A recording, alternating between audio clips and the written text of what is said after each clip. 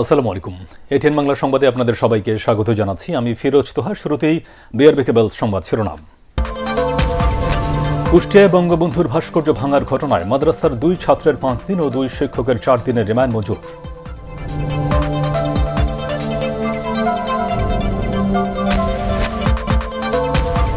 করোনার অ্যান্টিজেন টেস্টে 20% ফলাফল ভুল আসতে পারে বলছে স্বাস্থ্য অধিদপ্তর।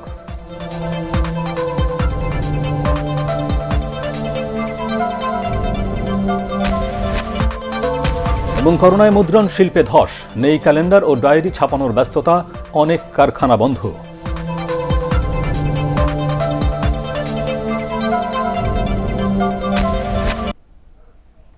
শুনছিলেন বিআরবি কেবলস সংবাদ শিরোনাম। এবারে বিস্তারিত। কুষ্টিয়ায় বঙ্গবন্ধুর নির্মাণাধীন ভাস্কর্য ভাঙার ঘটনায় দায়ের করা মামলায় মাদ্রাসার 2 ছাত্রের 5 দিন এবং 2 শিক্ষকের 4 দিনের রিমান্ড মঞ্জুর করেছেন আদালত। সকালে কুষ্টিয়ার অতিরিক্ত chief judicial magistrate Rezaul Karim এই আদেশ দেন। কুষ্টিয়া থেকে তুহিন আহমেদের রিপোর্ট, জানাচ্ছেন বিপ্লব রায়। কুষ্টিয়ায় ভাস্কর্য ভাঙার মামলায় মঙ্গলবার দুপুরে 4 আসামিকে আদালতে হাজির করে পুলিশ। এ সময় আদালত প্রাঙ্গণে নিরাপত্তা জোরদার করা হয়। রিমান্ড শুনানিতে রাষ্ট্রপক্ষের আইনজীবী থাকলেও আসামি পক্ষের কোনো আইনজীবী ছিলেন না। শুনানি শেষে জুগিয়া ইবনে মাসুদ মাদ্রাসার 2 ছাত্র আবু বকর ওরফে মিঠুন ও সবুজ ইসলাম ওরফে নাহিদের 5 দিন এবং একই মাদ্রাসার 2 শিক্ষক আলামিন ও ইউসুফ আলীকে 4 দিন করে রিমান্ড মঞ্জুর করেছে আদালত। আমরা আদালতে বলেছি যে আর যেন কোনো ভাস্কর্য ভাঙা না হয়, আর যেন এরকম গভীর ষড়যন্ত্রে কেউ লিপ্ত না হয়, এইটাকে অবিলম্বে বন্ধ করার জন্য আজকে আমাদের এই মোকদ্দমায় রিমান্ডের প্রয়োজন। না আসামি পক্ষে কোনো আসামিরা বলেছে আমরা নির্দোষ। এর আগে এই 4 আসামির রিমান্ড চেয়ে সোমবার কড়া নিরাপত্তায় আদালতে হাজির করা হলে শুনানির জন্য মঙ্গলবার দিন ধার্য করেছিল আদালত। আমার ছেলে এভাবে এই কাজ করতে পারে, আমার তো সম্ভব না। আমি ছেলে পেলে আমার কাছে দোয়া করেন। ষড়যন্ত্র করলো কি কিসে কি করলো আমি তো এটা বলতে পারিনি। ছোট ভাই আমার বুদ্ধি নাই, কিরা শিখালো, কার প্ররোচনায় কার কথায় উদ্বুদ্ধ হয়ে কাজটা সে করেছে আল্লাহ পাকই জানে আর সেই জানে। কাজে কি জন্য এটা করেছে তাও আমরা জানি না এটা, কিন্তু অন্য সময় ছাত্র হিসেবে তোরা ভালোই মনে হতো, ভদ্র মনে হতো। গত 4 ডিসেম্বর কুষ্টিয়া শহরের 5 রাস্তার মোড়ে রাতের আঁধারে বঙ্গবন্ধুর নির্মাণাধীন ভাস্কর্য ভেঙে ফেলে দুর্বৃত্তরা। পরে সেখানকার সিসি ক্যামেরার ফুটেজ দেখে 4 জনকে গ্রেপ্তার করে পুলিশ। বিপ্লব রায়, এটিএন বাংলা। নির্ধারিত সময়ের মধ্যেই একনেকে পাশ হওয়া প্রকল্পগুলোর কাজ শেষ করার তাগিদ দিয়েছেন প্রধানমন্ত্রী শেখ হাসিনা। প্রকল্পের মেয়াদ ও ব্যয় বাড়ানোর প্রবণতা বন্ধেরও তাগিদ দেন তিনি। গণভবনে প্রধানমন্ত্রী শেখ হাসিনার সভাপতিত্বে অনুষ্ঠিত একনেক সভায় তিনি এসব কথা বলেন। বৈঠকে 3,903 কোটি 31 লাখ টাকা ব্যয়ে ময়মনসিংহ সিটি কর্পোরেশন সড়ক উন্নয়ন ও ড্রেনেজ উন্নয়ন সহ 4টি প্রকল্প অনুমোদন দেওয়া হয়।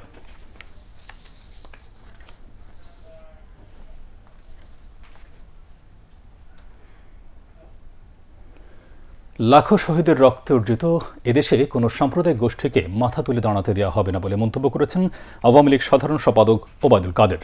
সচিবালয়ে ব্রিফিংয়ে তিনি বলেন, বঙ্গবন্ধুর ভাস্কর্যের অবমাননা এদেশের মুক্তিযুদ্ধ এবং সকল অর্জনের প্রতি প্রতিক্রিয়াশীলদের চ্যালেঞ্জ। ভাস্কর্য ভাঙার নেপথ্যে মদদ এবং অর্থের যোগানদাতাদের খুঁজে বের করা হবে বলেও জানান সড়ক পরিবহন ও সেতুমন্ত্রী। এদেশে বঙ্গবন্ধু মুক্তিযুদ্ধ এবং বঙ্গবন্ধু পরিবার নিয়ে এখনো ষড়যন্ত্র চলছে। অতীতে অনেক ষড়যন্ত্র হয়েছে ইতিহাস বিকৃতি। এবারও হঠাৎ করে বঙ্গবন্ধুর ভাস্কর্য নিয়ে দেশে অস্থিতিশীলতা তৈরি অপপ্রয়াস যারা করছে তাদের জাতীয় এবং জনস্বার্থে কঠোর হস্তে দমন করা হবে। রাজনৈতিক সুবিধা আদায় করতে সরকার মৌলবাদকে উস্কে দিচ্ছে বলে অভিযোগ করেছেন বিএনপি মহাসচিব মির্জা ফখরুল ইসলাম আলমগীর। সকালে ঠাকুরগাঁওয়ের নিজ বাসায় সাংবাদিকদের সাথে আলাপকালে তিনি এই অভিযোগ করেন। দেশে কোনো জঙ্গিবাদ নেই দাবি করে তিনি বলেন, আওয়ামী লীগের আমলেই মৌলবাদের উত্থান হয়েছে, আর বিএনপির সাথে মৌলবাদের কোনো সম্পর্ক নেই। এ সময় দেশের বিভিন্ন স্থানে চিনিকল বন্ধের সরকারি সিদ্ধান্তের সমালোচনা করেন মির্জা ফখরুল। আমি কথা বলি না, এটা আমার কাছে ইস্যু না।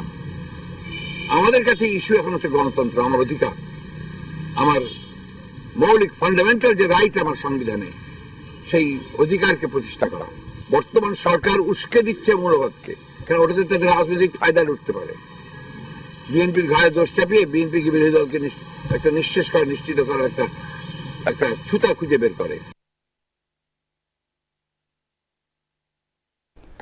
অ্যান্টিজেন টেস্টে করোনায় আক্রান্ত শতকরা 20 জনের ফলাফল ভুল আসতে পারে বলে জানিয়েছে স্বাস্থ্য অধিদপ্তর। এক্ষেত্রে নিশ্চিত হওয়ার জন্য তাদের নমুনা সংগ্রহ করে পাঠানো হয় পিসিআর ল্যাবে। ভাইরাস বিশেষজ্ঞরা বলছেন, অ্যান্টিজেন কিট ঠিকভাবে সংরক্ষণ করা না গেলে এমন ভুল ফলাফল আরও বাড়তে পারে। প্রতিনিধিদের তথ্যচিত্রের ভিত্তিতে রিপোর্ট করছেন হাবিবুর রহমান অভি। 15 থেকে 20 মিনিটের মধ্যে করোনার ফলাফল পেতে 10 জেলায় শনিবার থেকে শুরু হয়েছে অ্যান্টিজেন টেস্ট। করোনা পজিটিভ আসলে দ্রুত সিদ্ধান্ত নিয়ে রোগীদের চিকিৎসা শুরু করতে পারছে হাসপাতাল কর্তৃপক্ষ। তবে উপসর্গ থাকা সত্ত্বেও অ্যান্টিজেন টেস্টে করোনা নেগেটিভ আসলে নমুনা সংগ্রহ করে আবারও পাঠানো হয় পিসিআর ল্যাবে। কিন্তু পিসিআর ল্যাব থেকে ফলাফল পেতে সময় লেগে যায় বেশ কয়েকদিন। তাই এ টেস্ট নিয়ে অনিশ্চয়তায় অনেকে। 3টা করে 6টা কোভিড-19 অ্যান্টিজেন টেস্ট করা হয়েছে, সবগুলো নেগেটিভ, কোনো পজিটিভ আসেনি। কিন্তু যদি নেগেটিভ আসে, যতদিন না ল্যাবে থেকে টেস্টের রেজাল্ট না পাওয়া যাচ্ছে ততদিন আমরা কি করব?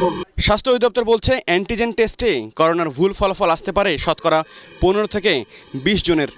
এক্ষেত্রে পিসিআর ল্যাব থেকে ফলাফল না আসা পর্যন্ত উপসর্গ থাকা ব্যক্তিদের আইসোলেশন থাকার উপর জোর দেওয়া হচ্ছে। অ্যান্টিজেন টেস্টের সেন্সিটিভিটি কিন্তু আমরা বলছি অ্যাবাউট 80%। তার মানে কিছু ফলস নেগেটিভ হওয়ার সম্ভাবনা আছে। নেগেটিভ কেসগুলোকে আমরা পাঠিয়ে দিই আরটিপিসিআর ল্যাবে। আরটিপিসিআর ল্যাবে সেখানে আবারও পরীক্ষা হয়। পরীক্ষা হওয়ার পরে কিছু কেস হয়তো পজিটিভ হতে পারে। ভাইরাস বিশেষজ্ঞরা বলছেন, মূলত করোনায় আক্রান্ত ব্যক্তিদের দ্রুততম সময়ে আলাদা করার উদ্দেশ্যেই অ্যান্টিজেন টেস্ট করা হচ্ছে। এই টেস্টটা কিন্তু খুব মনে হয় খুব সোজা, এটা ডিভাইস দিয়ে আমরা টেস্ট করছি। কোম্পানি কিন্তু একটা লিটারেচার দেয় যে এই টেম্পারেচার এটাকে রাখতে হবে, টেস্ট করার আধা ঘন্টা 1 ঘন্টা আগে এটা রুম টেম্পারেচারে আনতে হবে। এই সঠিক নিয়মটা যদি পালন করা না হয় তাহলে কিন্তু রেজাল্ট অন্যরকম হবে। আগামী সপ্তাহে আরও 10টি জেলায় অ্যান্টিজেন টেস্ট কার্যক্রম শুরু করবে স্বাস্থ্য অধিদপ্তর। হাবিবুর রহমান অফি, এটিএন বাংলা, ঢাকা। করোনা মহামারীতে ধস নেমেছে মুদ্রণ শিল্পে। নতুন বছরকে সামনে রেখে নেই ক্যালেন্ডার ও ডায়েরি ছাপানোর ব্যস্ততা। কাজ না থাকায় অনেকেই বন্ধ করে দিয়েছেন ছাপাখানা। মুদ্রণ ব্যবসার পাশাপাশি কাগজ ও কালির দোকান এবং বাধাই কাজে জড়িতরাও মানবেতর জীবনযাপন করছেন। ব্যবসা টিকিয়ে রাখতে সরকারের সহযোগিতা চান মুদ্রণ শিল্প ব্যবসায়ীরা। আরও জানাচ্ছেন শফিকুল ইসলাম শামীম। প্রতি বছর ডিসেম্বর মাসে ক্যালেন্ডার ডায়েরি ছাপানোর কাজে ব্যস্ত থাকেন ছাপাখানার কর্মীরা। কিন্তু করোনা মহামারীর কারণে সেই চিত্র একেবারেই বদলে গেছে। প্রেস পাড়া খ্যাত রাজধানীর ফকিরাপুল আরামবাগ এলাকায় প্রিন্টিং মেশিনগুলো দিনের অধিকাংশ সময় এখন বন্ধ থাকছে। কিছু ছাপাখানা কয়েক ঘন্টার জন্য চলে, তাতে ব্যবসা টিকিয়ে রাখা কঠিন হবে বলে জানিয়েছেন প্রেস মালিকরা। নভেম্বর ডিসেম্বর আসলে পরে আমরা কাজ করে সারতে পারতাম না, রাত দিন 24 ঘন্টা কাজ চলতো। আমার বাড়ির জায়গা সম্পদ বেচে আমি প্রতিষ্ঠান চালু করছি। সপ্তাহে 3-4 দিন চলে আর বাকি দিন বন্ধই থাকে। সরকারের কোনো পৃষ্ঠপোষকতা যদি আমরা সাহায্য সহযোগিতা পাই তাহলে দেখা গেছে আমরা কিছুটা টিকে থাকতে পারবো। মালিকদের পাশাপাশি কর্মচারীরাও পড়েছেন বিপাকে। প্রেসের কাজ কমে যাওয়ায় তাদের আয়ও কমে গেছে। স্বল্প আয়ের পাশাপাশি ছাঁটাই আতঙ্কে দিন কাটে তাদের। প্লাস ডিউটির কাজই হচ্ছে না, ম্যাক্সিমাম সময় মেশিন বন্ধ থাকে। প্লাস আমাদের যে অল্প বেতন, আমাদের আগে কাজ বেশি হইতো, ওভার টাইম ছিল। বর্তমান করোনা অবস্থা অনুযায়ীতে কাজের অবস্থা অনেক খারাপ। আগে বেশি টাকা পাইতাম, এখন কম টাকা পাই। ফকিরাপুল আরামবাগের কাগজ কালির দোকানেও চলছে এখন মন্দা।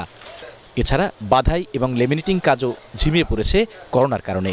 ডায়েরি ক্যালেন্ডার সরকারি কামকাজ করার কথা ছিল, তা তো আমরা করতে পারিনি। প্রেস বাইন্ডিং এই কাগজ ব্যবসার সাথে রিলেটেড অন্যান্য যে প্রতিষ্ঠানগুলো আছে কোনো সবগুলোই মানে একটা অলস সময় কাটাচ্ছে আর কি। বাড়ি ভাড়া এবং লোনের টাকা শোধ করতে না পেরে মেশিনপত্র বিক্রি করে ব্যবসা গুটিয়ে ফেলছেন কেউ কেউ।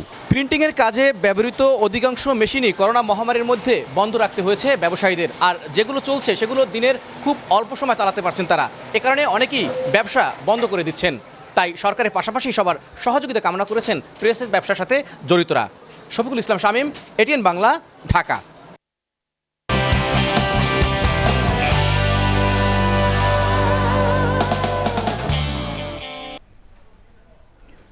মিরাকেল ইন্ডাস্ট্রিজ লিমিটেড 30 জুন 2020 সমাপ্ত বছরে শেয়ার হোল্ডারদের জন্য 1% নগদ লভ্যাংশ ঘোষণা করেছে। শেয়ার প্রতি লোকসান হয়েছে 3 টাকা 62 পয়সা, সম্পদ মূল্য হয়েছে 31 টাকা 93 পয়সা। আগামী 26 ডিসেম্বর এজিএম অনুষ্ঠিত হবে, রেকর্ড ডেট 13 ডিসেম্বর। এদিকে প্রথম প্রান্তিকে কোম্পানিটির শেয়ার প্রতি লোকসান হয়েছে 40 পয়সা। আগের বছর লোকসান ছিল 1 টাকা 25 পয়সা, সম্পদ মূল্য দাঁড়িয়েছে 31 টাকা 94 পয়সা।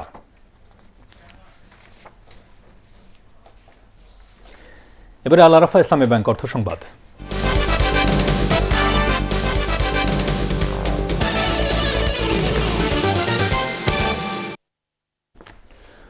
প্রযুক্তিকে কাজে লাগিয়ে বহির্বিশ্বে বাংলাদেশকে তুলে ধরার আহ্বান জানিয়েছেন তথ্য যোগাযোগ প্রযুক্তি প্রতিমন্ত্রী জুনায়েদ আহমেদ পলক।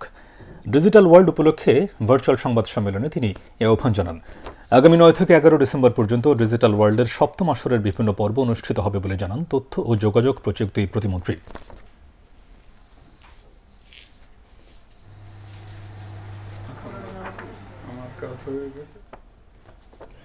এবারে মিল্কভিটা আন্তর্জাতিক সংবাদ।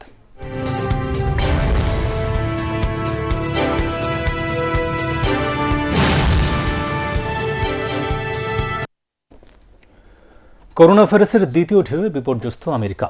দিন দিন বাড়ছে বেকারত্ব, সরকারি সুবিধাও প্রয়োজনের তুলনায় অপ্রতুল। এতে সংকটে পড়েছেন প্রবাসী বাংলাদেশিরা। অনেক প্রবাসী সরকারি প্রণোদনার অপেক্ষায় থাকলেও এখনও প্রণোদনার দ্বিতীয় কিস্তির বিল পাশ হয়নি মার্কিন কংগ্রেসে। নিউ ইয়র্ক থেকে কানু দত্ত রিপোর্ট, জানাচ্ছেন এসএম আশরাফ।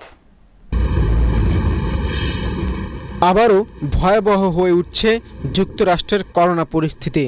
দীর্ঘ হচ্ছে হাসপাতালগামী রোগীর সংখ্যা, ক্রমশই বাড়ছে মৃত্যুর হার। সাম্প্রতিক সময়ে করোনায় 3 বাংলাদেশের মৃত্যুতে নিউ ইয়র্কের বাংলাদেশি অধ্যুষিত এলাকাগুলোতে আতঙ্ক বিরাজ করছে। একান্ত প্রয়োজন ছাড়া কেউই বাইরে বের হচ্ছেন না। রাস্তাগুলো অনেকটাই ফাঁকা, লোক চলাচলও কমে এসেছে। কাজ হারিয়ে চরম সংকটের মুখে প্রবাসীরা। সরকারি প্রণোদনা নিয়ে কোনো মীমাংসায় পৌঁছতে পারেননি আইন প্রণেতারাও। বাঙালি সহ সমস্ত জনগোষ্ঠী আমেরিকা এই করোনার দুর্যোগের মধ্যে খুবই বেকার সমস্যা জর্জরিত। তবে নিউ ইয়র্কের ডেমোক্র্যাট নেতৃবৃন্দের আশা, নবনির্বাচিত প্রেসিডেন্ট জো বাইডেন তার প্রথম 100 দিনের কর্মসূচিতে অবৈধ অভিবাসীদের বৈধতার বিষয়টি গুরুত্ব দেবেন। এতে কাগজপত্রবিহীন অনেক বাংলাদেশিও সেই সুবিধার আওতায় আসবেন। আমরা মনে করতেছি যে এখন ইমিগ্রেশনের যে ধরপাকড় একটু শিথিল হবে এবং সবকিছু সুষ্ঠুভাবে পরিচালিত হবে, ব্যাকলগটা হয়তো থাকবে না। করোনার দুর্যোগ কাটিয়ে উঠতে নতুন সরকারের পদক্ষেপের দিকে তাকিয়ে আছেন বহু প্রবাসী বাংলাদেশি। SM Ashraf, ATN Bangla. এবারে Sandhani life insurance company limited বাণিজ্য সংবাদ।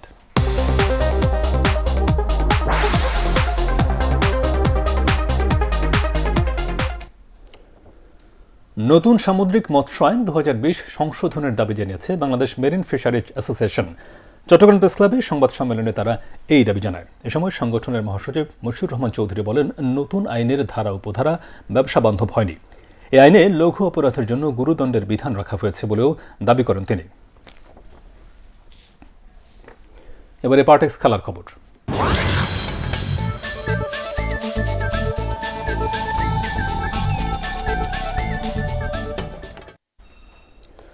রাতে মুখোমুখি হচ্ছেন 2 বিশ্বসেরা ফুটবলার লিওনেল মেসি ও ক্রিস্টিয়ানো রোনালদো। উয়েফা চ্যাম্পিয়ন্স লিগের গ্রুপ পর্বে 5 ম্যাচের সবকটিতেই জিতে পয়েন্ট টেবিলের শীর্ষে আছে বার্সেলোনা। রোনাল্ড কোম্যানের দলের লক্ষ্য শতভাগ জয় নিয়ে নকআউট পর্বে চলে যাওয়া।